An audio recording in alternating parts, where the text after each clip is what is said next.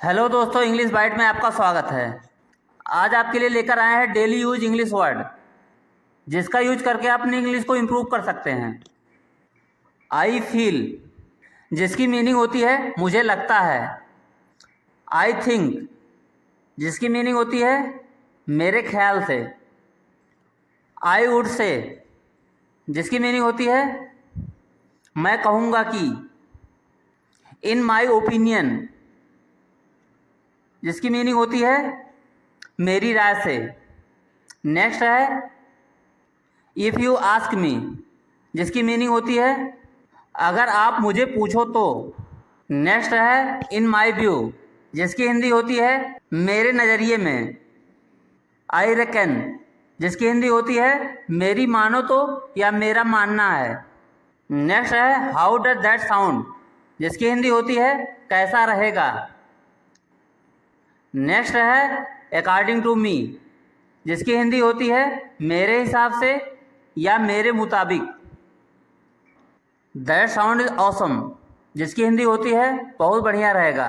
That's who, जिसकी हिंदी होती है ओ ही तो। नेक्स्ट है दैट्स वेयर, जिसकी हिंदी होती है वही तो।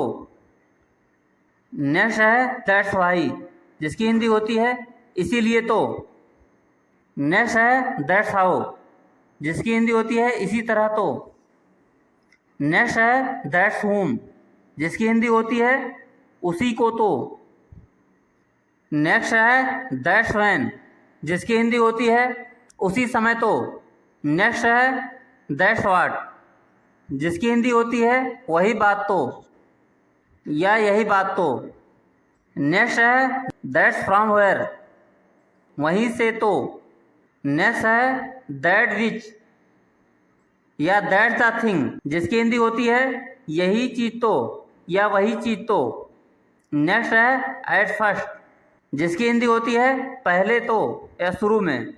नेक्स्ट है एट लास्ट, जिसकी हिंदी होती है अंत में या आखिरकार। नेक्स्ट है एट ऑल, जिसकी हिंदी होती है बिल्कुल भी या थोड़ा भी।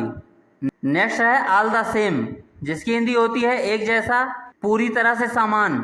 नेक्स्ट है एंड ऑल दैट, जिसकी हिंदी होती है और तमाम ऐसी चीज़ें या और तमाम ऐसी बातें। नेक्स्ट है एज अ रिजल्ट, जिसकी हिंदी होती है फलस्वरूप या के कारण। नेक्स्ट है एज इफ, जिसकी हिंदी होती है जैसे कि। नेक्स्ट है आफ्टर ऑल, जिसकी हिंदी होती है आखिरकार। एंड देन, जिसकी मीनिंग होती है और तब या और फिर। एज यूजुअल, जिसकी मीनिंग होती है हमेशा की तरह या रोज की तरह। टू द पॉइंट, जिसकी मीनिंग होती है मुद्दे या विषय के अनुसार। एट टाइम, जिसकी मीनिंग होती है कभी कभी। टेक टाइम, जिसकी मीनिंग होती है समय लेना। नेक्स्ट है टू सम एक्सटेंट, जिसकी मीनिंग होती है कुछ हद तक। देन एंड देयर, जिसकी मीनिंग होती है तभी का तभी या उसी समय। नेक्स्ट है अप टू, जिसकी मीनिंग होती है तक। इन डिटेल, जिसकी मीनिंग होती है विस्तार से। इन ऑर्डर टू, जिसकी मीनिंग होती है के लिए या के उद्देश्य से। ऑन बिहाफ ऑफ, जिसकी हिंदी होती है की ओर से। नेक्स्ट है रिले ऑन, जिसकी हिंदी होती है पर विश्वास रखना या पर निर्भर होना। मेक श्योर, जिसकी मीनिंग होती है सुनिश्चित करना या पक्का कर लेना। नेक्स्ट है एज फार एज, जिसकी मीनिंग होती है जहाँ तक। एनी लॉन्गर, जिसकी मीनिंग होती है अब और नहीं।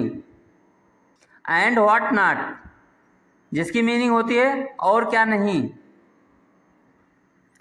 ऑल इन ऑल, जिसकी मीनिंग होती है कुल मिलाकर या सब मिलाकर। नेक्स्ट है एनी मोर, जिसकी मीनिंग होती है और भी या इसके बाद। या और ज़्यादा। ओवर एंड ओवर जिसकी मीनिंग होती है बार बार। नो लेस देन जिसकी मीनिंग होती है से कम नहीं। ऑन द स्पॉट जिसकी मीनिंग होती है मौके पर ही या उसी जगह। रिगार्डलेस ऑफ जिसकी मीनिंग होती है कि परवाह किए बिना।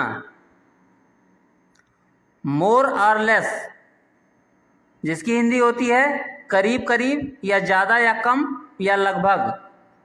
इन केस जिसकी मीनिंग होती है अगर या यदि।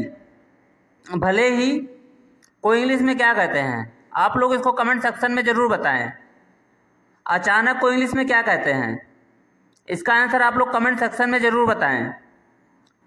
एक बार में को इंग्लिश में क्या कहते हैं इसका आंसर आप लोग कमेंट सेक्शन में ज़रूर बताएं। अपनी इंग्लिश को इम्प्रूव करने के लिए चैनल को सब्सक्राइब करना ना भूलें।